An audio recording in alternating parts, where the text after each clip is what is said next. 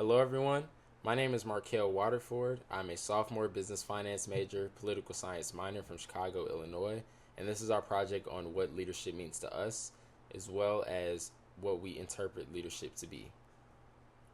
And within this, we decided to tackle 6 key questions to not only help us as well as the students continue to critically think about what leadership means to them, but to also help us reach those answers to where we can become the leaders within our world that we want to see. And the first question that we decided to tackle was, how has your own ego changed over time? This comes from chapter 2, specifically page 18, where it reads, setting our bar of expectations, we recognize that we can pack our egos in our back pockets and keep walking towards success, always remembering that no matter what happens, we possess all we need to reach our goals. This is important because ego is something that should be checked, especially when entering into new spaces, because you may only be used to what you're used to. And if you're not open-minded to the realm of possibilities, then you won't get out what you're meant to get out of said room or said environment. And we also talk about controlling the things that we can't control, and ego is one of those things. Because we cannot start to become who we're supposed to become if you're constantly living in our own expectations and false realities of who we are in our own moral code. And instead, we should be open to stepping outside of the box and taking the steps and doing the work to become who we are truly meant to become. Good afternoon. My name is Isaiah Meyer. I am a junior business administration major with a concentration in marketing from Philadelphia, Pennsylvania. And today I'm here to focus on the concept of believing in yourself. I will start with an excerpt from page 53.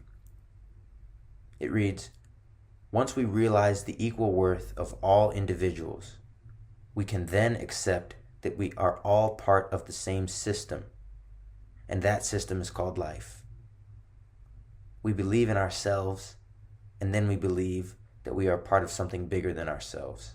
Belief is the single most important part of my life.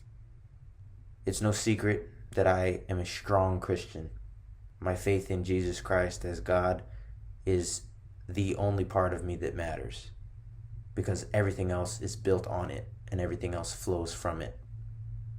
And I'm now at the point in my life where, in order to see some of the fruits for God's kingdom that I seek to bring about via the Holy Spirit, I have to believe in myself. I have to believe that I'm able to do what God called me to do, that I'm able to discern what God has called me to discern. I have to believe that when I look in the mirror, the person staring back at me is worth the effort that it takes to believe in something greater than oneself. It is challenging, and there are days when it gets very difficult and very dark. But in those days, that's when I find the principles of humor, the principles of self-care, the principles of grace, and not putting too much pressure on myself to be the most impactful in my life. And that's what I would like to offer in this clip, is that to believe in oneself fully and to take care of oneself properly, we can't put too much pressure on ourselves. We must believe in something bigger than ourselves and trust that God has us in His hand and that He is able to keep us from stumbling and falling. I'd like to read something from chapter 8, which again was entitled, You Are a Superhero. On page 91 it reads, we all possess a distinction that gives us a specific super ability. If you don't believe it, I do. And I believe that you are too. This quote matters to me because I believe that I have gifts too. And to discover these gifts takes exercise and it takes faith. Faith being the rock on which the exercise stands. To answer the questions, do you believe in yourself? Do you take care of yourself? It could be stated that those are two of the most important questions in life, because from those two statements, so much good can come. I'm grateful for the opportunity to have been presenting. God bless. Hello, my name is Jalen Wharton. I'm a junior in Morehouse's business management program.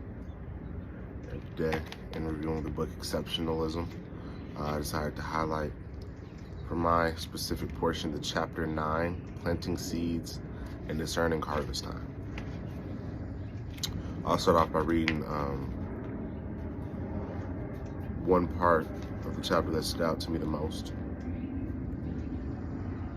When a flower blooms, it gives off specific chemicals or possesses certain components that attract pollinators, such as bees and butterflies. The pollinators spread the pollen, enabling the flowers to ripen into seed-bearing fruit. The seeds are then dispersed or distributed by wind, water, or animals.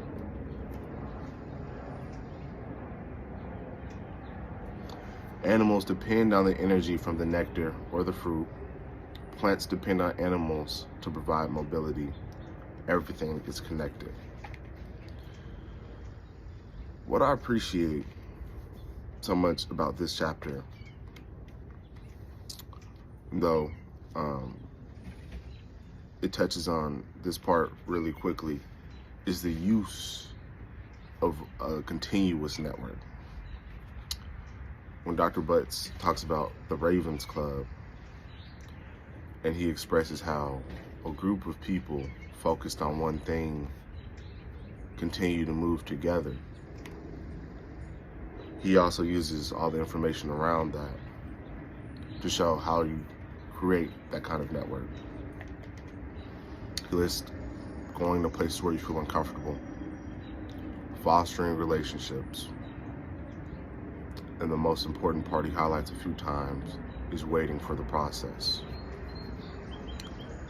In that Ravens Club, I believe there's about 8 people. And to acquire all those people, they probably did not come in at the same time. It grew.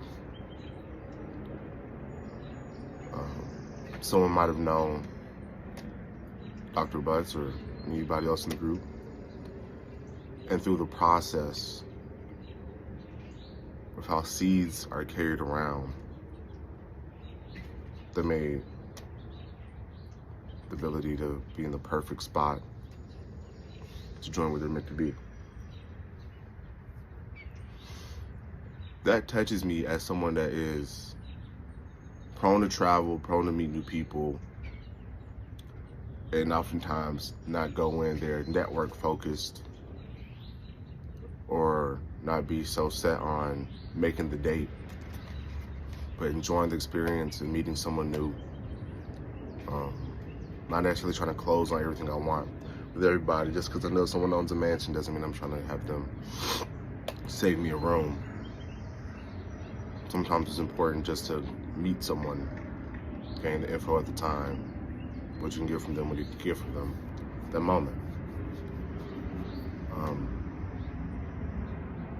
So this process of waiting and treating your relationships as if they're important, that's what stuck out to me. Instead of seeing people as opportunities,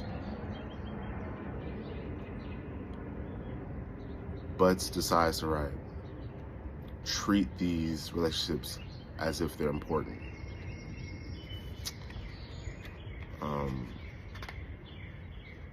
Because truth be told, the maturation of all these relationships, you never know what you're going to get. But when you treat your relationships as if they're important, it helps you understand that people are worth more than what they can give you.